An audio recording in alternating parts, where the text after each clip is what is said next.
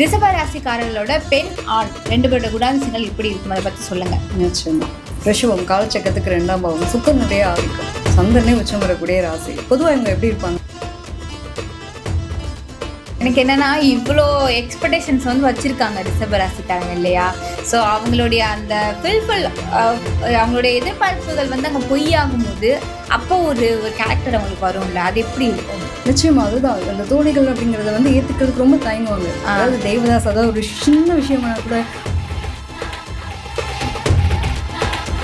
ஓவராலாக ரிஷப ராசிக்காரர்கள் வந்து ரொம்ப அழகு சார்ந்த விஷயத்தில் வந்து ரொம்ப ஆர்வமாக இருப்பாங்கன்னு சொல்லியிருக்கீங்க. நிச்சயமா. ரொம்ப அழகாக பண்ணுறது, இந்த பொண்ணு 4 பேருக்கு வந்து மேக்கப் பண்ணுது, அந்த அளவுக்கு வந்து ரொம்ப மேக்கப் மீதான ஒரு அளவு.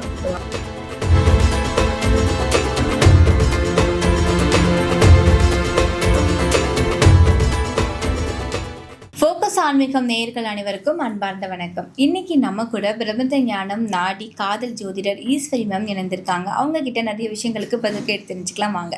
வணக்கம் மேம். வணக்கம்ப்பா. எப்படி இருக்கீங்க? நல்லா இருக்கேன்டா, நீங்கள் எப்படி இருக்கீங்க? நான் நல்லா இருக்கேன் மேம். இன்னைக்கு நம்ம வந்து எந்த டாபிக் பற்றி பேச போகிறோம் அப்படின்னா, ஒவ்வொரு ராசிக்காரர்களுக்குமே அவங்களுக்குமே சிறந்த ஒரு குணாதிசயங்கள் அப்படின்னு இருக்கும் இல்லையா. ஆனால் ஒரு ஜோதிடராக நீங்கள் ஒரு பர்சனை பார்த்த உடனே இவங்க இந்த ராசிக்காரங்க தான்ப்பா அப்படின்னு ஐடென்டிஃபை பண்ணுறதுக்கு ஏதாவது ஒரு விஷயம் உங்களுக்கு தெரிஞ்சிருக்கும், எங்களுக்கு தெரியாது. ஸோ நீங்கள் எதை வச்சு ஐடென்டிஃபை பண்ணுவீங்க, அதை பற்றி எங்களுக்கு விளக்கமாக சொல்லுங்கள். நிச்சயமா. பொதுவாகவே வந்து ஒருத்தவங்களை பார்த்தோன்னே நம்ம கண்டிப்பாக இவங்க இந்த ராசிக்காரங்களாக இருப்பாங்கன்றதை ஐடென்டிஃபை பண்ணலாம். அதாவது குணாதிசயங்கள், கிரகங்கள் தான் நம்மளை சூழ்ந்திருக்கு. ஸோ கிரகங்களுடைய அமைப்புகள் எப்படி இருக்கோ, நம்மளுடைய ஜாதகத்தில் பார்க்கும்போது எந்த கிரகம் பவராக இருக்கோ அது சார்ந்த விஷயங்கள் மட்டும் அதிகமாக வெளிப்படும். இப்போ எடுத்துட்டோம் அப்படின்னா ஒவ்வொரு ராசிக்கும் ஒரு யூனிக் இருக்கு, ஒவ்வொரு அதிபதிகள் இருப்பாங்க இல்லையா. இப்போ நம்ம ஜாதகத்தில் கிட்டத்தட்ட ஒரு 9 கிரகங்கள் ஆக்குபை பண்ணியிருக்கு. ஸோ இந்த கிரகங்களில் நமக்கு எந்த கிரகம் பவர்ஃபுல்லாக இருக்கோ அது சார்ந்த விஷயங்களை கண்டிப்பாக நம்ம ஃபாலோ பண்ணி தான் ஆகும். எங்கிருந்து தான் நமக்கு இந்த குணம் இருக்குன்னே தெரியாது இல்லையா. ஸோ அந்த மாதிரி சில குணாதிசயங்கள் நம்ம கிட்ட ஒட்டிகிட்டே இருக்கும். நம்ம வேணும்னு நினைச்சாலும் நம்ம அதை விட்டு விலகி வரவே முடியாது. பொதுவாக எடுத்துட்டோம்னா மேசம் அப்படின்னாலே செவ்வாயினுடைய ஆதிக்கம். அப்போ செவ்வாய்னா யாரு? ரொம்ப வந்து துடுக்கா இருக்கவங்க அப்படின்ற மாதிரி, அந்த கோபம் வேகம். அதே மாதிரி ரிஷபம் எடுத்துட்டா சுக்கிரன் அதிபதி, மிதுனம் எடுத்துட்டோம்னா புதன் அதிபதி. அப்ப ஒவ்வொருத்தருக்கும் ஒவ்வொரு குணாதிசயம் இருக்கலாம். வேகம் துடிப்புனா உங்களுக்கு செவ்வாய் பாக்குறோம், அழகுன்னு பாத்தீங்கன்னா சுக்கிரன், அறிவுன்னு பாத்தீங்கன்னா நமக்கு வந்து புதன். அப்ப அது மாதிரி சந்திரன் எடுத்துட்டோம் அப்படின்னா கண்பு, பாசம், கருணை. சூரியன் எடுத்துட்டீங்கன்னா ஆளுமை. இப்படி ஒவ்வொருத்தருடைய தன்மை, ஒவ்வொரு ராசிலும் இதெல்லாம் பெர்ஃபெக்டா உட்காரக்கூடிய ஒரு நிலை உண்டு. அப்ப 12 ராசிக்காரங்களுக்குமே இவங்களை பார்த்தோன்னே தெரியும். இதுல என்னன்னா இவங்க ராசிக்காரங்கன்றதை தாண்டி ஃபர்ஸ்ட் டைம் நம்மள ஒருத்தவங்க மீட் பண்ணணும்னு வச்சுக்கோங்க, அவங்க போட்டிருக்க கலர் ட்ரெஸ் இருக்கு இல்லையா, அவங்கள வச்சு கரெக்டா ஐடென்டிஃபை பண்ணலாம். இதை நான் வந்து பர்சனலா ஃபீல் பண்ணியிருக்கேன்னு நினைக்கிறேன். நிச்சயமா. ஓகே. அவங்க போட்டிருக்க ட்ரெஸ் வச்சு அவங்கள நம்ம ஐடென்டிஃபை பண்ணலாம். ஸோ ஓகே, இவங்களுக்கு இந்த கிராஸியா இருப்பாங்க அப்படின்ற மாதிரி.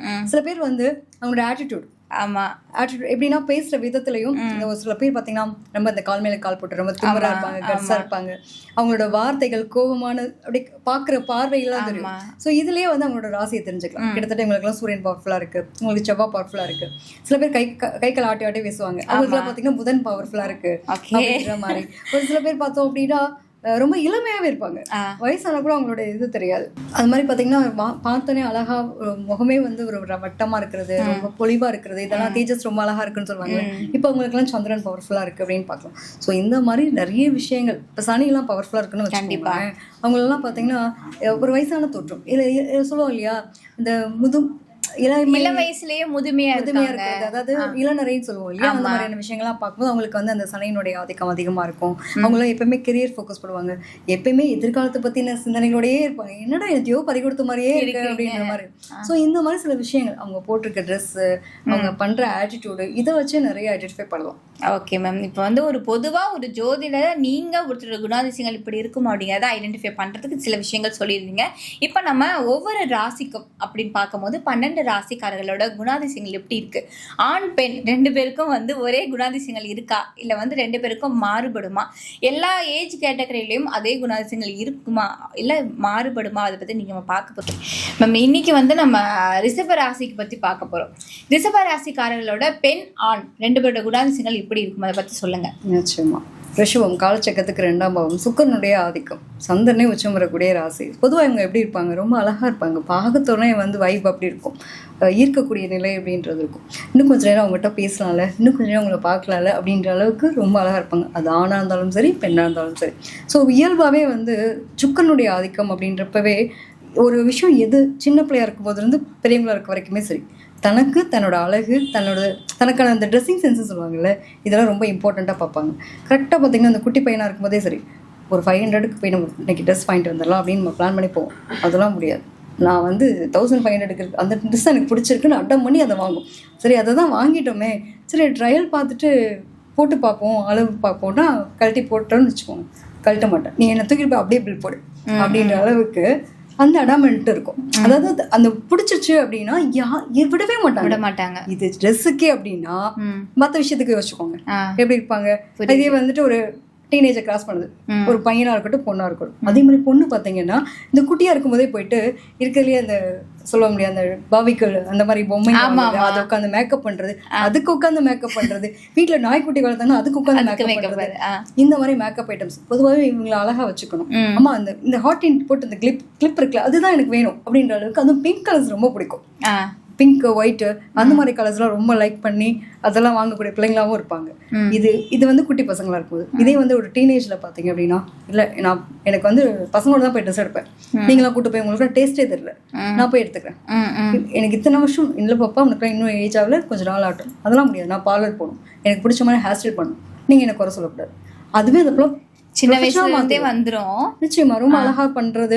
இந்த பொண்ணு 4 பேருக்கு வந்து மேக்கப் பண்ணிவிடும். அந்த அளவுக்கு வந்து ரொம்ப மேக்கப் மீதான ஒரு அழகு சார்ந்த விஷயம். ட்ரெஸ்ஸிங்லாம் பார்த்தீங்கன்னா அவங்ககிட்ட அடிச்சுக்கவே முடியாது. நிறைய பேர் வந்து பார்த்தீங்கன்னா இந்த ரிஷபத்தில் பிறந்தவங்க அழகா அவங்களை ட்ரெஸ் பண்ணிக்கிறது, துடுக்கா காட்டுறது, அது மட்டும் இல்லாமல் இவங்க வந்து வெளியில யாரு கூடயாவது போறாங்க அப்படின்னா 10ஓட 11 இருக்க மாட்டாங்க. 10 பேர்ல இவங்க தனித்துவமா தெரியணுன்ற நிலையில தான் ட்ரெஸ்ஸே பண்ணுவாங்க.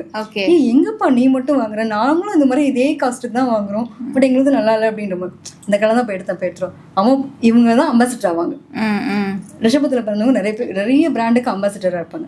குழந்தைத்தனம் நிறைய இருக்கும். நல்ல சாப்பாட்டு பிரியர்கள், பார்த்து சாப்பிடுவாங்க, வெரைட்டியாக சாப்பிடுவாங்க. அதே மாதிரி வந்து ஒவ்வொரு என்ன டேஸ்ட்டு, அந்த டேஸ்ட்டுக்கு ரொம்ப முக்கியத்துவம் சூப்பராக அதெல்லாம் வந்து பார்க்கக்கூடிய நபர்களாக இருப்பாங்க. இதே வந்து ஒரு இளம் வயசுலயே சரி நிறைய பேர் சாப்பாடு கொடுத்து கரெக்ட் பண்றது, அழகு சாதன பொருள் கரெக்ட் பண்றது, இந்த வேலை நிறைய பிள்ளைங்க பண்றதுமே உண்டு. அதே மாதிரி நிறைய என்ன சொல்றது, ஒரு பெர்ஃப்யூம் யூஸ் பண்றது, ரொம்ப அழகான வீட்டையும் மெயின்டைன் பண்ணுவாங்க. அவங்களோட இருக்கிற இடத்துல வந்து அழகழகான கார்ட்டூன்ஸ் இந்த மாதிரி விஷயங்கள் பிடிச்ச மாதிரி எல்லாமே பண்ணி வைக்கிறது, இதெல்லாம் ரொம்ப பிடிக்கும்னு வச்சுக்கோங்க. அதே மாதிரி மெயின்டைன் பண்ணுவாங்க. ஒரு ஆஃப்டர் மேரேஜ் ஒன்றும் இல்லை, எனக்கு என்ன பிடிக்கும்னு தெரிஞ்சு அவங்க பண்ணணும், இல்லை அப்படின்னா உடைஞ்சு அவ்வளோதான். நிச்சயமா அதாவது இவங்களுடைய ஃப்ரீடம் ரொம்ப எதிர்பார்ப்பாங்க. இவங்களுக்கு முக்கியத்துவம் கொடுக்கணும்னு எதிர்பார்ப்பாங்க. பார்ட்னராக இருந்தாங்கன்னா யாருக்காகவும் விட்டு கொடுக்காதுங்க. உங்க அம்மா முன்னாடி என்னை விட்டு கொடுக்காது, உங்க அம்மா விட அதாவது எங்க அம்மாவுடைய அன்பு எனக்கு இந்த பிள்ளை கொடுத்தா போதுன்ற மாதிரி தான் ரிஷபராசி பையன் எதிர்பார்ப்பான். அன்பு நிறைய லவ் விஷயங்கள்லாம் நிறைய பேர் லாக் ஆகுது, ஒன்றுக்கு மேற்பட்ட லவ்ல போறது, இதெல்லாம் பஞ்சாயத்தெல்லாம் கண்டிப்பா அனுபவிச்சு வந்திருப்பாங்க. முதல் காலத்தில் மறக்காத ஆட்கள் யாருன்னா ரிஷபம், அவ்வளவு சீக்கிரம் மறக்கவே மாட்டாங்க. அதே மாதிரி அவங்க அம்மா மேல ரொம்ப பாசம் இருக்கும், அன்பு இருக்கும். நிறைய பேருக்கு விட்டுட்டு போற மாதிரி சூழ்நிலை இருக்கும். அந்த பாசத்தை ஒட்டுமொத்த பாசத்தையும் அவங்க ஒய்ஃப் கிட்ட காட்டுவாங்க, எதிர்பார்ப்பாங்க. இதே வந்து இந்த பொண்ணு என்ன பார்க்கணும், எங்க அம்மா என்ன இப்படி பார்த்துட்டாலும் அது மாதிரி நீ கேரிங்கா மட்டும் இரு, உனக்கா நான் எல்லாத்தையும் பாத்துக்கிறேன், உன் ஃபேமிலி உதவுன்னு பாத்துக்கிறேன். ஒரே விஷயம் என்னன்னா என்னை விட்டு கொடுக்காது. எனக்கு என்ன பிடிக்குமோ அதுக்கு தடை சொல்லாம ஓகே நீ பண்ணா நல்லா இருக்கும் அப்படிங்கிற நம்பிக்கை மட்டும் கூட அப்படிங்கிற மாதிரி தான் இந்த பொண்ணு எதிர்பார்ப்பா. ஸோ ரிஷபத்தில் பிறந்தவங்களை பொறுத்த வரைக்கும் எப்பயுமே வந்து ஒரு தனித்துவமாக ஒரு ஜாலியாக லைஃப், அந்த மூட் ஆஃப் செட்டு, இந்த உம்னா மூஞ்சி இதெல்லாம் பிடிக்காது. எப்பயாவது ஒரு பக்கம் இவங்ககிட்டலாம் பாருங்களேன், ஏதாவது ஒரு மியூசிக் ஓடிட்டே இருக்கும், பின்னாடி ஏதாவது ஒரு பாட்டு, ஜாலி, நான் ஃப்ரெண்ட்ஸோட வெளியில் போகிறது, நல்லா சாப்பிட்றது, லேட் நைட் வர்றது, இதெல்லாம் ரொம்ப பிடிக்கும். நிலாவலியோடு இருக்கிறது, நிறைய அவுட்டிங் போகிறது, இதெல்லாம் உங்களுக்கு பிடிச்ச விஷயம். இதெல்லாம் செய்கிறதுக்கு நோ சொல்லக்கூடாது. அதாவது சேமிச்சு ஒரு பணத்தை வந்து சேமிக்கிறாங்க அப்படின்னா எதிர்காலத்துக்காக சேமிப்பாங்க, நிகழ்காலத்துக்காக சேமிப்பாங்க. இவங்களாம் என்ஜாய்மெண்ட்காகவே சேமிப்பாங்க. இயர் ஒன்ஸ் யாருக்காகவும் நான் எதுவும் கேட்க மாட்டேன், என்ஜாய்மெண்ட்காக போய் ஆகும் அப்படின்ற அளவுக்கு. எனக்கு என்னன்னா இவ்வளோ எக்ஸ்பெக்டேஷன்ஸ் வந்து வச்சிருக்காங்க ரிஷப ராசிக்காரங்க இல்லையா? ஸோ அவங்களுடைய அந்த அவங்களுடைய எதிர்பார்ப்புகள் வந்து அங்கே பொய்யாகும் போது அப்போ ஒரு கேரக்டர் அவங்களுக்கு வரும்ல, அது எப்படி இருக்கும்? நிச்சயமா அதுதான் அந்த தோழிகள் அப்படிங்கறத வந்து ஏத்துக்கிறதுக்கு ரொம்ப தயங்குவாங்க. அதாவது தேவதாஸ் அதாவது ஒரு சின்ன விஷயம்னா கூட ரொம்ப ஆள் மனசுல போய் ஃபீல் பண்றவங்களும் அவங்க தான். அதே சமயத்துல வந்து ஏன்னா சூரியனுடைய நட்சத்திரம் இருக்குல்ல, ஆளுமை ஜாஸ்தி இருக்கக்கூடிய தன்மை உண்டு, அழகு, அதே மனம் வந்து மாறிட்டே இருக்கும். ரோஹிணி எல்லாம் பாத்தீங்கன்னா எப்பவுமே அடிக்கடி மாற்றத்தை சந்திச்சுட்டே இருக்கிறது. இன்னொன்று வந்து மிருகஷீடம், கடின உழைப்பாளி. அவங்களோட உழைப்புக்கேற்ற ஊதியம் கிடைக்கலன்னா கூட பரவாயில்ல, பட் அந்த நேம் மட்டும் அவங்க தக்க வச்சுக்கணும்னு எதிர்பார்ப்பாங்க. ஸோ சில இடங்கள்ல இது கொஞ்சம் காம்ப்ளிகேட்டட் தான். லவ் பண்ணுறவங்களா இருக்கட்டும், கல்யாணம் பண்ணிக்கிட்டவங்களா இருக்கட்டும், இது வந்து ஓகேவா இருக்கணும். இன்னும் என்னன்னு தெரியுமா, கல்யாணம் ஆகி வயசான பாட்டி தாத்தாவா இருப்பாங்க. அந்த பாட்டி சப்போஸ் நல்ல வயசானவங்களா இருப்பாங்க. அந்த ஃபேமிலிக்கு ரொம்ப முக்கியம். என் குடும்பம், இந்த அம்மா இருக்க வரைக்கும் அந்த குடும்பத்துக்கு அவ்வளோ ஒரு அனுசரணையா போனாங்க இல்லையா. ஹஸ்பண்ட் கிட்ட வந்து வயசானா கூட ஏதோ நமக்கு பிடிச்ச ஒரு மல்லிப்பூவா அட்லீஸ்ட் அவர் வாங்கி கொடுக்கணும் அப்படின்னு எதிர்பார்ப்பாங்க. ட்ரெஸ் வாங்குறதுக்கு மருமக கூட போட்டி போட்டு ட்ரெஸ் வாங்குறது யாரா இருப்பாங்க அப்படின்னா இவங்களா இருப்பாங்க. ஃபர்ஸ்ட் ப்ரிஃபரன்ஸ் இவங்களுக்கு கொடுக்கணும். அது சமையல் கட்டையும் விட்டு கொடுக்க மாட்டாங்க. அதே மாதிரி அரண்மனைன்னு சொல்ல மாதிரி அவங்களுடைய கீ செயின் இருக்கும் இல்லையா, நம்ம எல்லா பீரோக்கி இருக்க மாதிரி இதையும் நான் வயசானாலும் என்கிட்ட தான் இருக்கணும். அந்த பொசசிவ் ரொம்ப ஃபீல் அதிகமா இருக்கும். தன் குழந்தைங்களுக்கு இருந்தா கூட அதை விட்டு கொடுக்கறதுக்கு தயங்கக்கூடிய தன்மை வயசான காலத்துல இருக்கும். அழகும் சரி, சாப்பாடும் சரி, அவங்க அடிச்சுக்க ஆளே இல்லை. ஓவராலாக ரிஷபராசிக்காரர்கள் வந்து ரொம்ப அழகு சார்ந்த விஷயத்துல வந்து ரொம்ப ஆர்வமா இருப்பாங்கன்னு சொல்லியிருக்கீங்க. அது மட்டும் இல்லாமல் நிறைய விஷயங்கள்லாம் அவங்க ரொம்ப எதிர்பார்ப்புகள் அதிகமாக வச்சிருப்பாங்க. அந்த எதிர்பார்ப்புகள் இல்லைனாலும் அவங்க ரொம்ப டக்குன்னு தேவதாஸ் ஆயிடுவாங்க அப்படின்ற மாதிரி சொல்லியிருந்தீங்க. இன்னைக்கு ரிஷபராசிக்காரர்களோட குணாதிசயங்கள் எப்படி இருக்கும், அவங்க ஒவ்வொரு ஏஜ் கேட்டகரியிலும் எப்படி இருப்பாங்க அப்படிங்கிறத ரொம்ப அழகாக சொன்னீங்க. நன்றி மேம். நன்றி.